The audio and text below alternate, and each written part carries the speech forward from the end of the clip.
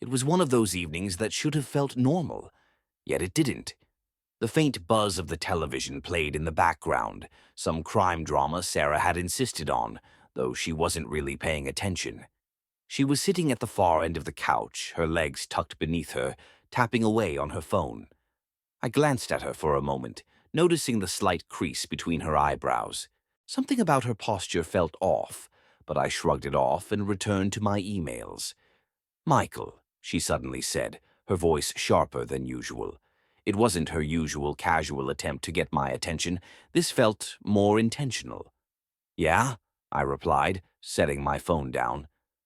She didn't look up immediately, still scrolling through her phone as if figuring out what to say.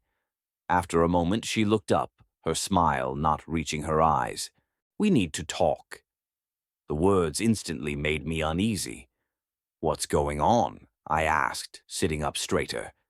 She tilted her head slightly as if amused by my concern.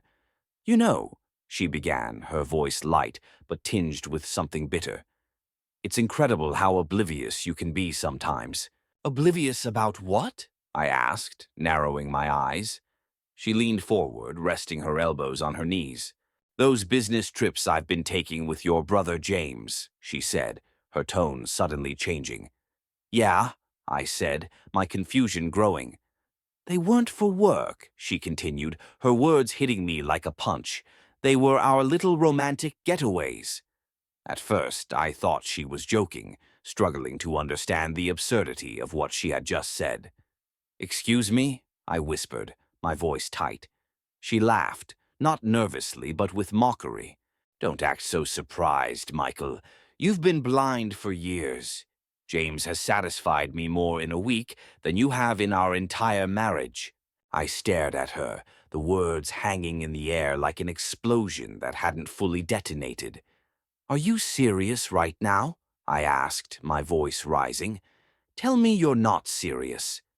"Dead serious," she said, leaning back on the couch. "And honestly, it feels good to finally get this off my chest. Hiding it from you was getting tiresome." Before I could react, James walked into the room, holding a beer as though he owned the place. He flashed that same arrogant grin he always wore, the one I had ignored for years because he was just my younger brother. "What's up, big bro?" he said casually, sitting down on the armchair across from me. "You've got to be kidding me," I said, my voice trembling. "Tell me this is some twisted joke." James chuckled, shaking his head. "No joke, man," he said, his tone almost dismissive. "Sarah deserves better, and so do I. You've been too busy playing the perfect husband to even notice." My fists clenched. "You're telling me that you, my brother, and my wife—" "Relax," James interrupted, taking a long sip from his beer. "You'll live." "Relax," I repeated, my voice rising. "You want me to relax after this?" Sarah cut me off. "Oh, stop being so dramatic, Michael. You're acting like this is the end of the world." "The end of the world," I said, my voice breaking. "You didn't fall out of love. You cheated. You lied. You betrayed me." James shrugged. "Look, man, you weren't making her happy. Someone had to step in." The audacity of them was unbelievable. "You both think you're the heroes here?" I asked. Sarah smirked, her eyes gleaming with something darker. "And here's the best part," she said sweetly. "I'm pregnant, and it's James's baby." The words hit me like a freight train. My mind raced and my chest tightened. "What?" I whispered, barely believing it. "We're moving to London," she said, indifferent, "to start our new life together." "London?" I said, shaking my head in disbelief. "What the hell are you talking about?" James leaned back in the chair, smirking. "Didn't she tell you? Mom and Dad aren't upset. They're actually thrilled. So much so, they paid for our plane tickets." I stared at him, my stomach churning. "My parents, they knew?" I asked, my voice barely above a whisper. "Nope," James replied, popping the pea like he was savoring it. "They've been really supportive. They think Sarah and I make a great couple, better than you and her ever were." The room seemed to spin. My legs felt weak, even though I was sitting. The weight of their words felt suffocating. "You're all insane," I finally managed to say. James smirked again, leaning forward. "Honestly, you should thank me. I'm giving her the life you never could. Maybe one day I'll let you visit your niece or nephew." That was the breaking point. I stood up so quickly the coffee table between us rattled. "Get out," I said, my voice trembling with fury. "Oh, come on, Michael," Sarah said, rolling her eyes. "Don't be so childish. We're just telling you the truth." "The truth?" I shouted, slamming my fist on the table. "You think this is some noble act? You think betraying your husband and sleeping with his brother is something you can just walk away from?" James stood up, too, his cocky grin fading a little. "Careful, bro," he warned, his tone turning defensive. "You don't want to make things worse for yourself." "Worse?" I said, stepping toward him. "You think this can get worse?" Sarah stepped in between us, placing her hand on James's chest. "Let it go, Michael. You can't win here. Just accept it and move on." I laughed, a bitter, hollow sound. "Move on?" I said. "You think I'm just going to let you two walk away from this?" "You don't have a choice," James said, regaining his smug composure. "We're leaving, and there's nothing you can do about it." I looked at both of them, my wife and my brother, standing side by side like some twisted power couple.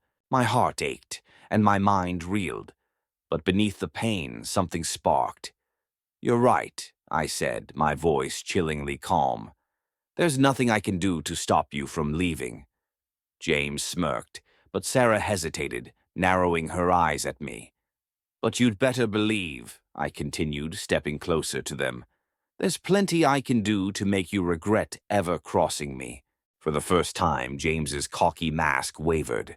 "Watch your back," I said, my voice steady and low. "Both of you." I turned and walked out of the room, leaving them behind. My chest was tight, my fists clenched, but my mind was already racing. This wasn't over. Not by a long shot. That night, sleep was impossible. I sat in my car in the driveway, gripping the steering wheel so tightly my knuckles turned white. The occasional burst of laughter came from the guest room where Sarah and James were staying, adding salt to the wound they thought would fester forever. The betrayal wasn't just theirs. It was a family-wide conspiracy. My parents, people who were supposed to have my back, were part of this twisted plot. Sarah's smug face, James's arrogant laugh, my parents' silent approval, they all played on a loop in my mind. My breathing was shallow, my heart pounding like a drum. But I wasn't going to break. No, they had no idea who they were dealing with. If they thought I was going to sit back and let them ruin my life, they were in for a surprise. I stepped out of the car and lit a cigarette, something I hadn't done in years. The smoke curled up into the cold night air as I leaned against the hood, forming my plan. This wouldn't just be revenge. It would be a complete destruction, a calculated, precise dismantling of everything they held dear. They wanted to laugh now? Fine. I would make sure they cried later. The next morning, I walked into the kitchen like nothing had happened. Sarah was at the counter, stirring her coffee, while James lounged at the table, scrolling through his phone. The audacity of him sitting there as though he owned the place made my blood boil, but I kept my face neutral. "Morning," I said flatly. Sarah glanced up at me, her expression unreadable. "Morning," she replied curtly. James didn't even look up. "What's up, bro?" he said casually. I bit my tongue, holding back the urge to slam his head into the table. Instead, I poured myself a cup of coffee and sat down across from him. "Nothing much," I said, sipping the coffee like it wasn't taking every ounce of energy to stay calm. "Just figuring out what's next." Sarah raised an eyebrow. "What's next?" she asked. "Yeah," I said, leaning back in my chair. "I mean, you two have made your plans pretty clear. No point in fighting it, right?" James smirked. "Glad you're finally seeing reason." Oh, I see reason all right, I said, forcing a smile. I see it loud and clear. Sarah exchanged a quick glance with James, suspicion flickering in her eyes, but she didn't push the issue. I played the part of the defeated husband perfectly for the next week. I didn't confront my parents. I didn't yell or argue with Sarah or James. Instead, I quietly started digging.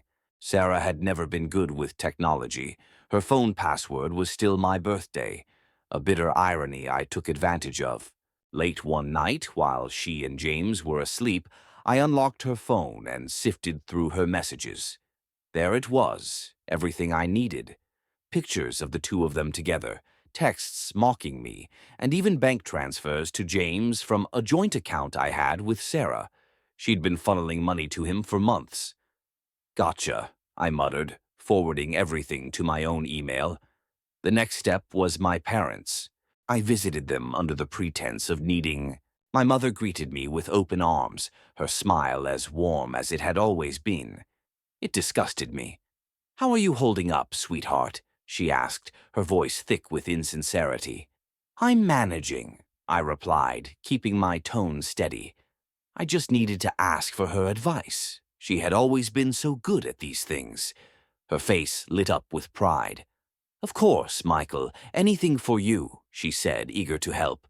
I steered the conversation toward their finances, subtly probing about their investments and accounts. My father, ever the boastful one, let slip about a sizable trust fund they had set up for James. "James is the baby of the family," he said with a chuckle. "We just want to make sure he's set for life." "Of course," I said, forcing a tight smile. "That makes sense." Inside, I was plotting. Over the next month, I meticulously laid the foundation for their downfall. I hired a private investigator to dig deeper into James's activities.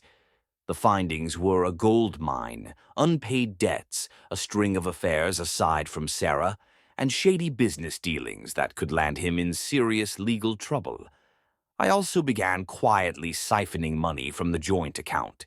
Sarah thought she was clever, moving bits of money here and there. I slowly transferred funds into a private account she couldn't touch. By the time she realized it, it would be too late. As for my parents, I discovered their trust fund for James wasn't just generous, it was recklessly managed. A few anonymous tips to their financial advisor, along with some well-timed withdrawals, set their investments on a path to collapse. Patience, I told myself each night as I lay awake, staring at the ceiling. Patience. One evening, while we were all in the living room, Sarah casually mentioned their upcoming move to London. "We've been looking at flats," she said, scrolling through her phone. "Found a beautiful one in Kensington." "Kensington?" I asked, pretending to show interest. "That sounds expensive." "It is," James said, flashing his trademark grin. "But we've got it covered, don't we, babe?" "Thanks to your parents," Sarah added, glancing at me. I nodded slowly, pretending to absorb the news. "That's great. I'm happy for you guys." James tilted his head, studying me. "You're taking this surprisingly well. What can I say?" I shrugged. "You've convinced me. You're the better man for her." Sarah smiled smugly. "Finally, you're starting to get it." I smiled back, my heart racing with anticipation. They had no idea what was coming. The next day, I set the final parts of my plan into motion. I met with my lawyer to finalize my divorce strategy.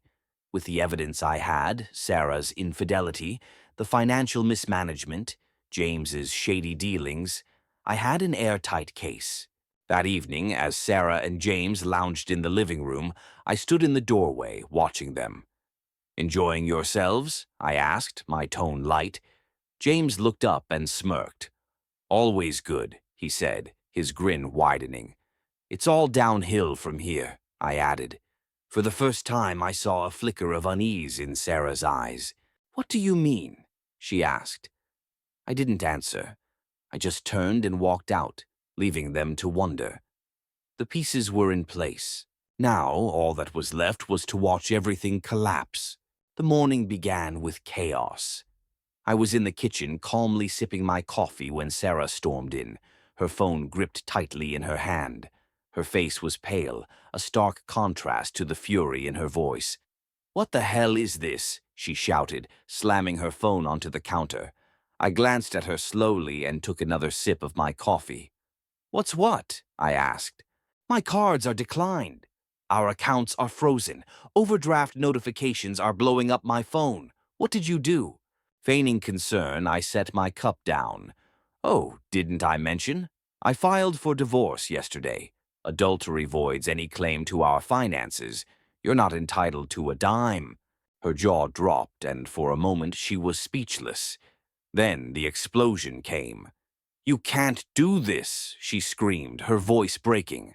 "You don't get to ruin my life just because you're bitter." I leaned back in my chair, studying her. "Ruin your life, Sarah? You did that to yourself when you crawled into bed with my brother? This isn't revenge. It's consequences." She paced the kitchen, her anger spilling over into incoherent muttering. "You're a pathetic excuse for a man. You think you're punishing me? James and I don't need your money. We're starting fresh." I raised an eyebrow. "Starting fresh with what? James's charm? Good luck with that." At that moment, James strolled in, rubbing his eyes and yawning. "What's all the yelling about?" Sarah rounded on him. "Your brother froze our accounts. We have nothing." James blinked, confused, before turning to me. "What the hell, man? Are you serious?" I shrugged. "Dead serious. Oh, and you might want to check your phone. I think your boss tried calling." James frowned, pulling out his phone. His expression darkened as he read through the messages. "You tipped them off, didn't you?" I didn't answer. I didn't need to. The silence was enough. "Do you know what you've done?" James's voice rose as he stepped closer. "I lost my job because of you." "Because of me?" I said, standing up. "No, James. You lost your job because you're a liability. Maybe next time don't show up to work high." His face twisted with anger. "You think you're so clever, don't you? What's your plan, huh? Make us miserable so you can feel better about yourself?" I stared him down, unflinching. "My plan? Oh, James, we're just getting started." By noon, Sarah had spent hours on the phone, trying to figure out a way around the frozen accounts. Each call ended in more frustration. I could hear snippets of her conversations, pleading with the banks, yelling at customer service reps, and finally calling my parents. "They won't even let me withdraw my own money," she cried into the phone. "Can't you do something?" I smirked to myself. My lawyer had ensured every step was airtight. Sarah had no access to our finances unless I permitted it, and I wasn't about to allow her to access anything. Meanwhile, James was dealing with his own mess. He paced the backyard, phone pressed to his ear as he argued with his former employer. "You can't fire me over rumors," he shouted. "There's no proof." I watched from the window, savoring the sight of him unraveling. He hung up, threw his phone onto the grass, and kicked the fence in frustration. "What's the matter, James?" I called out. "Having a bad day?" He spun around, glaring at me. "You're a petty little bastard, you know that?" I leaned against the door frame. "Petty? Maybe. But I'm also thorough. You might want to check your email. I think your landlord has something to say about your unpaid rent." James stormed inside, shoving past me. "You're going to regret this, Michael." I followed him, my voice calm and steady. "Regret? No, James. Regret is what you'll feel when you're evicted, or when you realize Sarah's credit is tanking as we speak. But me? I feel liberated." That evening, Sarah cornered me in the living room. She was visibly shaken, her earlier arrogance replaced with desperation. "Michael," she said, her tone softer than it had been all day. I didn't look up from the book I was pretending to read. "Yes? Can we talk, please?" she asked softly. I closed the book slowly, meeting her gaze. "I'm listening," I replied. She sat across from me, nervously wringing her hands. "This doesn't have to be ugly," she began. "I know you're angry, and I understand, but we can work something out. For old time's sake, For old time's sake, I repeated, letting the words hang between us. You mean the times when you lied to my face? When you made a mockery of our marriage? She flinched. I made a mistake, she said, her voice faltering. I see that now, but we were happy once. Can't we find a way to move past this? I leaned forward, my tone cold and unwavering. Sarah, the only thing I'm moving past is you. You chose James. You chose betrayal. Now you'll have to live with that choice. Her eyes filled with tears, but I remained unmoved. You're enjoying this, aren't you? She whispered. I stood up, looking down at her. No, Sarah, I'm not enjoying it. But I'll admit, watching you finally face the consequences of your actions, that's satisfying. The next day, James's world continued to crumble. His landlord, fed up with the overdue rent and complaints from neighbors about noise, served him with an eviction notice. James slammed the paper onto the kitchen counter. "This is your fault," he shouted at me. "Did I tell you not to pay your rent?" I asked, raising an eyebrow. "You tipped them off," he accused. "I might have mentioned it in passing," I shrugged. "But it wasn't me who got you into this." He lunged at me, but I sidestepped effortlessly. "Careful, James. An assault charge won't help your case, not that it matters much anymore." Sarah stepped between us, her voice trembling. "Stop it, both of you. This isn't helping." James pointed a finger at me. "He started this." I smirked. "No, James. You started this the moment you betrayed me. I'm just finishing it." The tension in the house grew unbearable. Sarah and James argued constantly.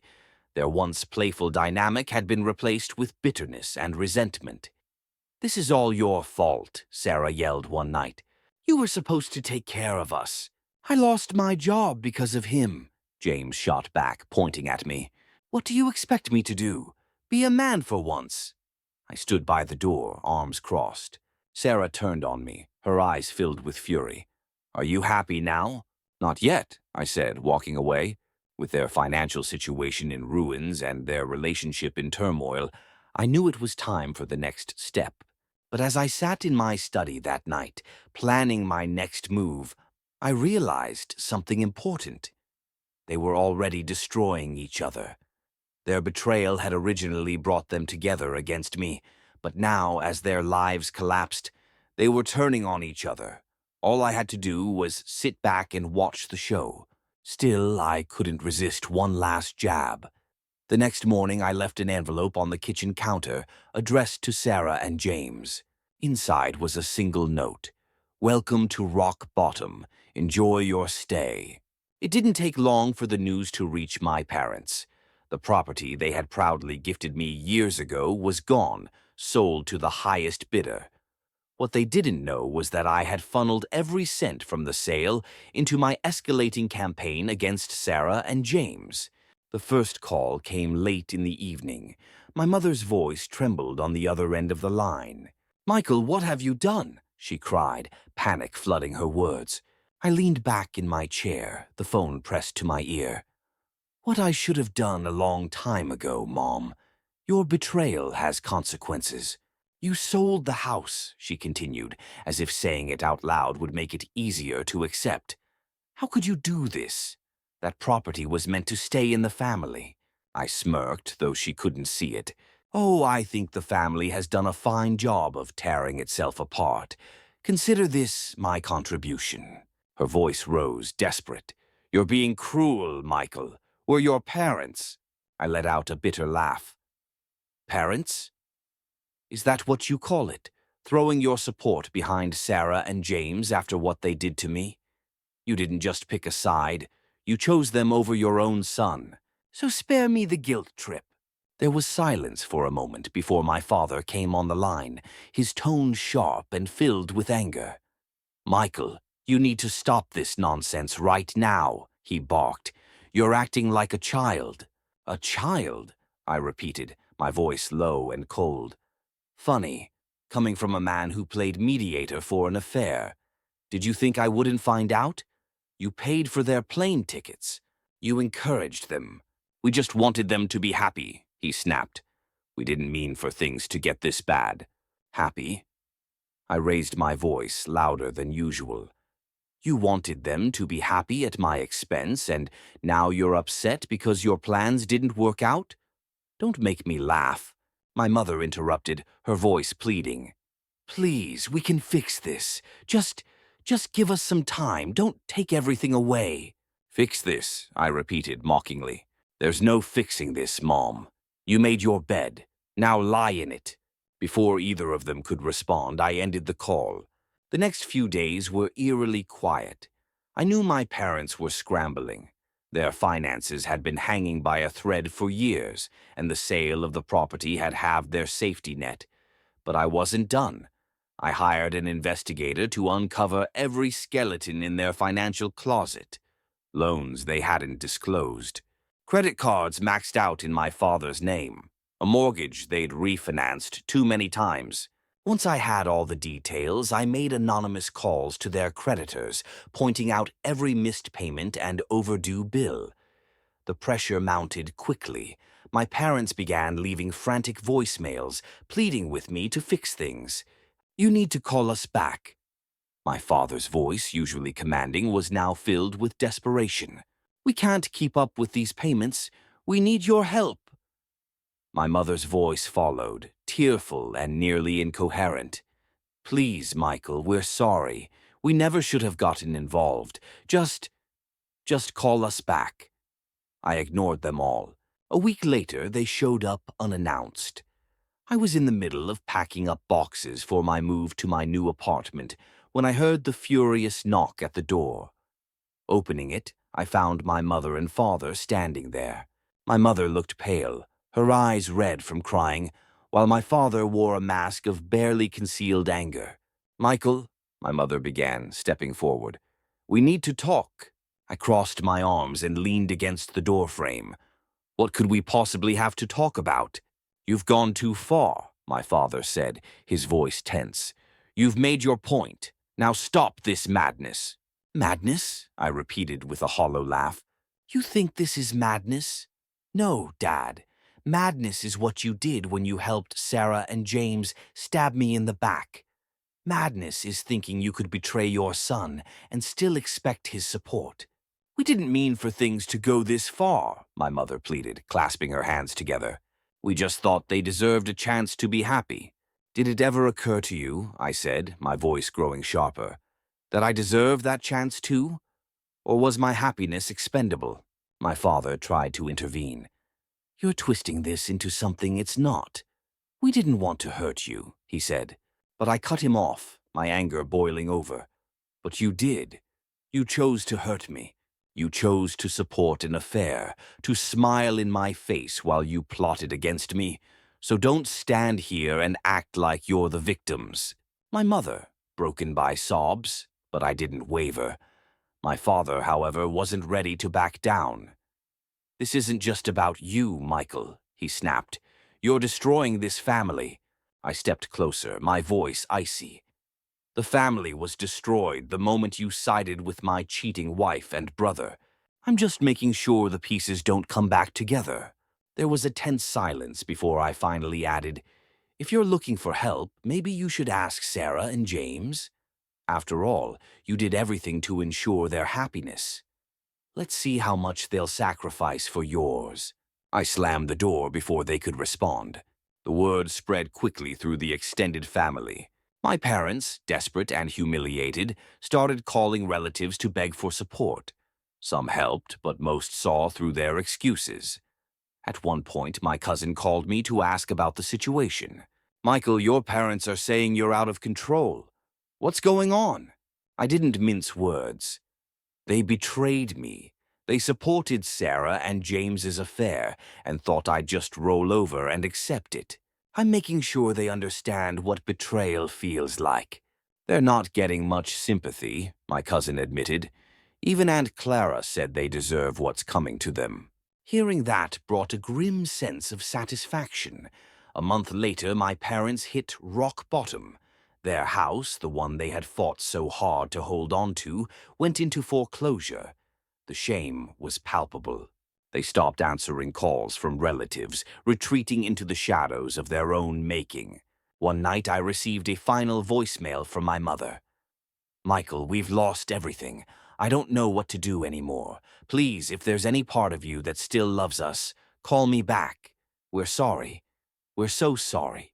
I listened to it twice before deleting it. This wasn't about love anymore. It was about justice. And justice had been served. By the time Sarah and James turned to me, their world had crumbled. The polished facade they had flaunted just weeks ago had shattered, revealing only desperation. Their plan to move to London was nothing more than a pipe dream. Their finances were non-existent, their support system gone, and now they were standing on my doorstep, hoping to scrape together what little was left of their pride. It was a rainy evening when I first heard the knock. I had just poured myself a glass of whiskey, settling in for another quiet night of watching their lives unravel from a distance. When I opened the door, there they were, Sarah with red, swollen eyes, and James, his shoulders slumped like a defeated boxer after a brutal match. "Michael," Sarah began, her voice trembling as she hugged her coat tighter against the cold. "We need to talk." I leaned against the door frame, taking a slow sip of my drink before responding. "Talk?" I said, my tone dripping with sarcasm. "Funny, you didn't seem too interested in talking when you were tearing my life apart." James stepped forward, hands raised as if to calm me. "Look, man, we screwed up. I know that now." I tilted my head, pretending to consider his words. "Screwed up?" I repeated.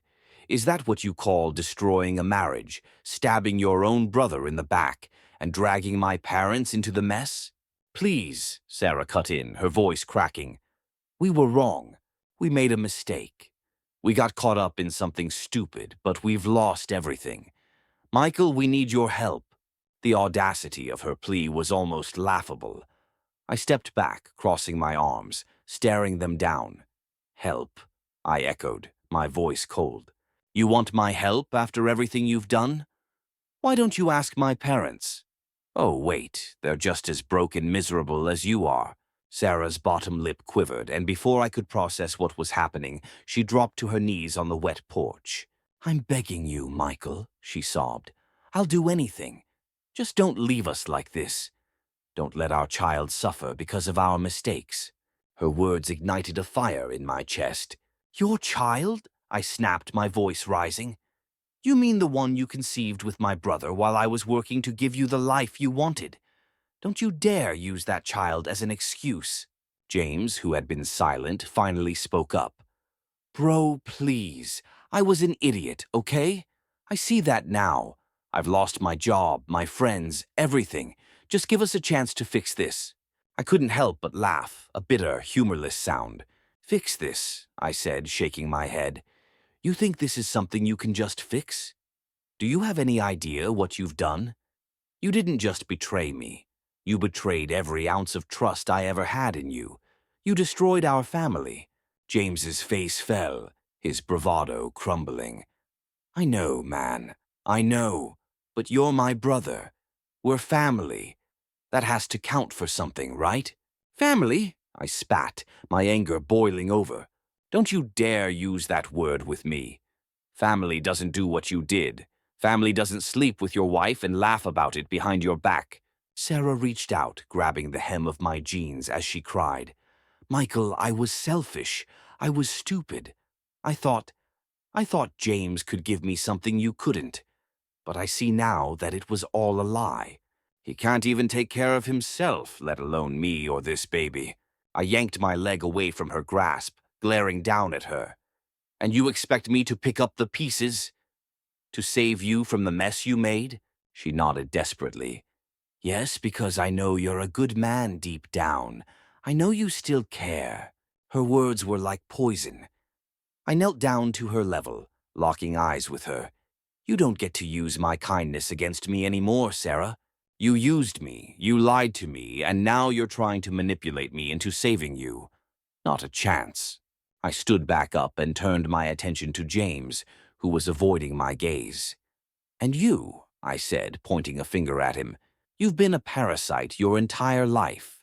I gave you every opportunity, every handout, and this is how you repay me, by taking what's mine and then throwing it in my face. I messed up, Michael, he mumbled, his voice barely audible. Messed up doesn't even begin to cover it, I snapped. You've destroyed every ounce of respect I ever had for you, and now you're nothing to me. There was a heavy silence as my words hung in the air. Sarah sobbed quietly, still kneeling, while James stood frozen, his head bowed. I'll do anything, Sarah whispered, breaking the silence. Just please. I shook my head, a cold smile forming on my lips. Anything? I repeated. Then here's what you can do. Take your lover, take your lies, and take your misery, and get the hell off my property. I don't owe you a damn thing. James looked up, his face pale. You're really going to do this? Just leave us like this. You left me first, I said simply. Without another word, I stepped back inside and slammed the door in their faces. For hours, I sat by the window, watching them linger on the porch. Sarah eventually stood, leaning against James as the rain soaked them both. They whispered to each other, but their words were lost to the storm. When they finally walked away, their figures disappeared into the darkness. I felt a strange sense of relief. They had come to beg for mercy, but mercy wasn't something I could afford to give. Not to them. This was my closure, my line in the sand, and for the first time in months, I felt free. The days following Sarah and James's dramatic exit from my life were a blur of silence and clarity. For the first time in years, I had the space to think, without the weight of lies and betrayal pressing down on me. But the road ahead wasn't simple. Rebuilding wasn't just about tearing them down. It was about finding myself again. One afternoon, I found myself sitting across from Dr. Ellis, a therapist I had reluctantly agreed to see. The room was warm but simple, her desk stacked with books and a small plant on the windowsill. She adjusted her glasses and looked at me with patient curiosity. So, Michael, she said, her tone even, where do you want to start? I hesitated. The words sat heavy in my throat, refusing to come out. Finally, I sighed. My wife cheated on me with my brother. My parents knew and supported them, and now I've cut them all off. Dr. Ellis nodded. That's a lot of betrayal. How does that make you feel? How do you think it makes me feel? I snapped, then immediately regretted it. I took a deep breath. Sorry, it makes me feel like an idiot, like I should have seen it coming. There's no way you could have predicted this, Michael, she said gently. Trust is built on the assumption that the people closest to us won't hurt us. Betrayal isn't your failure, it's theirs. Her words struck a chord. I leaned back in my chair, staring at the ceiling.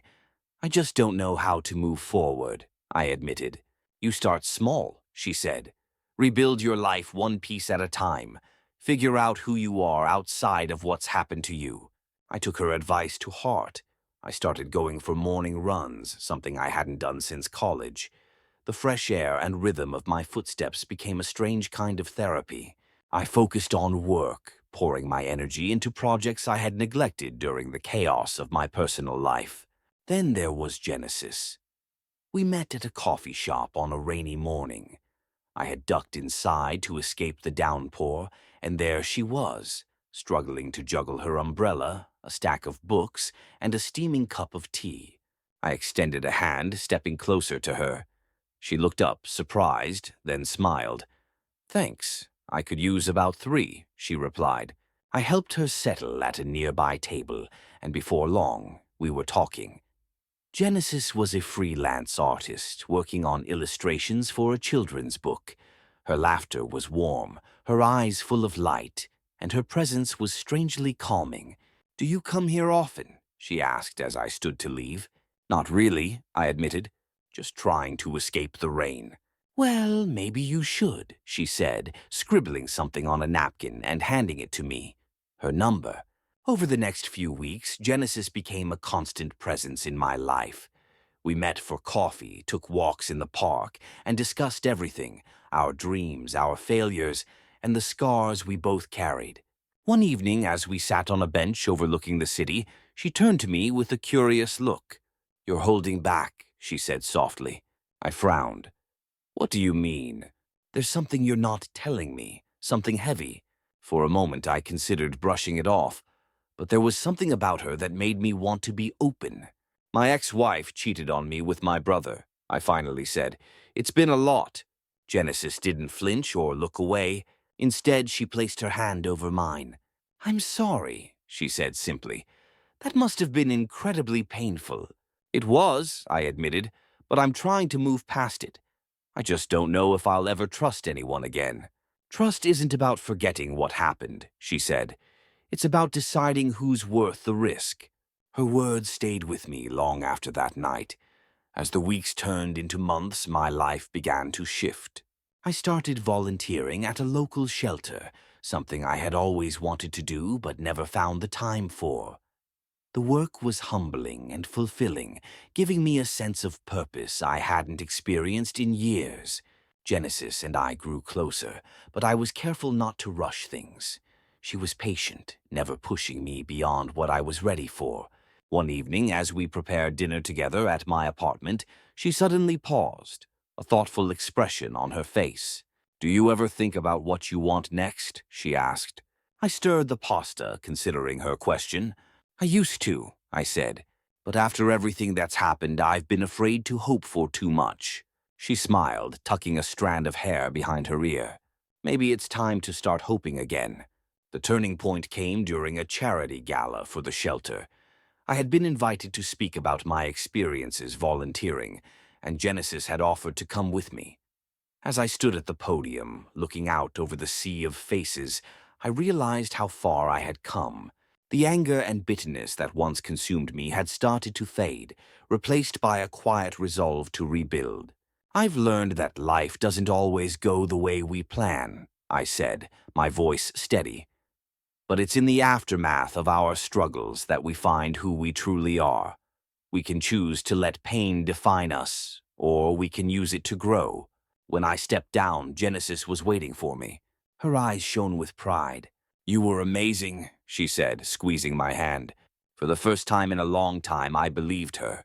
Rebuilding wasn't easy, but it was worth it. Every step forward felt like reclaiming a part of myself that had been lost. And with Genesis by my side, I began to see a future that was brighter than I ever thought possible. Betrayal had broken me, but it hadn't destroyed me. In the end, it had given me the chance to start over, to build a life that was truly mine. Months passed, and I hadn't thought about Sarah, James, or my parents in any meaningful way. My life was now on a path I could never have imagined during those dark days of betrayal. Genesis and I were growing closer, and my days were filled with purpose and peace. But one crisp autumn morning, as I sorted through the mail, I found an envelope addressed to me in familiar handwriting. It was from Sarah. I stared at it for a long time, debating whether to open it. Finally, curiosity won, and I sat at the kitchen table, sliding my finger under the seal. The letter was lengthy, with ink smudged in places as if written through tears. "Michael, I know I'm the last person you want to hear from, but please, I need you to listen. I need you to understand. I've lost everything. James left me. He couldn't handle the stress and the mess we made of our lives. He walked out without even saying goodbye, leaving me to pick up the pieces alone. I deserved it. I know I did. Your parents, they've disowned me too. After everything that happened, they blame me for their downfall, as if they weren't complicit in all of it. I'm broke, alone, and pregnant with a child I don't even know how to care for. I can't turn to anyone else. Please, Michael, I know I don't deserve your forgiveness, but I'm begging you for a chance to make amends. Please." I set the letter down, my hands tightening into fists. The audacity of her plea was almost laughable. After all the destruction she and James had caused, she had the nerve to ask me for help. It felt like a final, desperate attempt to claw back some semblance of her old life, and I wasn't about to let her manipulate me again. But still, I couldn't help but wonder, was she truly remorseful, or was this just another act of desperation? That evening, as Genesis and I sat on the couch watching a documentary, I brought up the letter. "I got something from Sarah today," I said. Genesis turned to me, her expression curious but not surprised. "Oh, what did she want?" "She's begging for forgiveness," I said, handing her the letter. "Apparently, James walked out on her, and my parents have cut her off too. She's alone, broke, and pregnant." Genesis read the letter silently, her brow furrowing as she absorbed each word. When she finished, she set it down and met my gaze.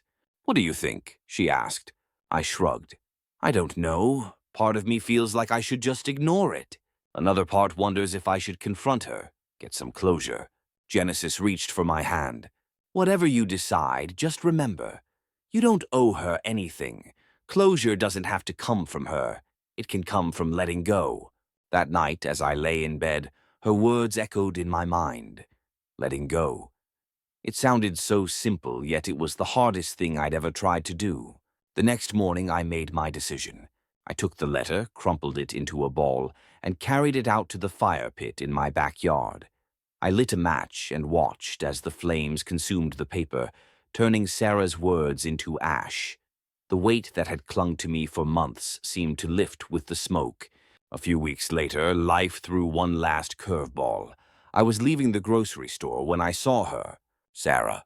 She was sitting on a bench outside, her hands resting on her swollen belly. Her hair was unkempt, her clothes rumpled, and her face drawn with exhaustion. She spotted me before I could turn away. "Michael," she called, her voice weak and hoarse. I hesitated. Every instinct told me to walk away, but something made me stop. "What do you want, Sarah?" I asked, my tone cold but controlled. Her eyes filled with tears. I wanted to see you, to apologize, to say I'm sorry, face to face." I crossed my arms, keeping a safe distance. "Sorry for what?" I asked. "For cheating on me? For betraying me with my brother? For dragging my family into it? Or for thinking you could come crawling back when it all fell apart?" She flinched at my words, her tears spilling over. "For all of it," she whispered. "I was selfish, and I ruined everything. I don't expect you to forgive me, but I needed you to know how much I regret it." I studied her for a moment, searching for any hint of manipulation or deceit. But all I saw was a broken woman, a shadow of the person she used to be. "You regret it because you lost," I said finally. "Not because you're sorry for what you did to me." She shook her head. "No, that's not true. I regret hurting you more than anything." I sighed, my anger slowly giving way to indifference. "Sarah, I've moved on. I have someone in my life now who actually cares about me, and I'm not going to let you or anyone else drag me back into the past." Her shoulders sagged and she nodded. "I understand." Without another word, I turned and walked away, leaving her sitting there alone. That evening, as I recounted the encounter to Genesis, she listened without interrupting. When I finished, she placed her hand on mine. "You did the right thing," she said softly. "I hope so," I replied. As the months turned into years, Sarah and James became little more than distant memories. I never heard from James again, and I assumed he had moved on to wreck someone else's life. As for Sarah, I heard through the grapevine that she eventually gave birth and was struggling to raise the child on her own. But their suffering was no longer my concern. My focus was on my future, with Genesis by my side, a career that fulfilled me, and a sense of peace I hadn't known in years. Life wasn't perfect, but it was mine, and for the first time in a long time, I felt free.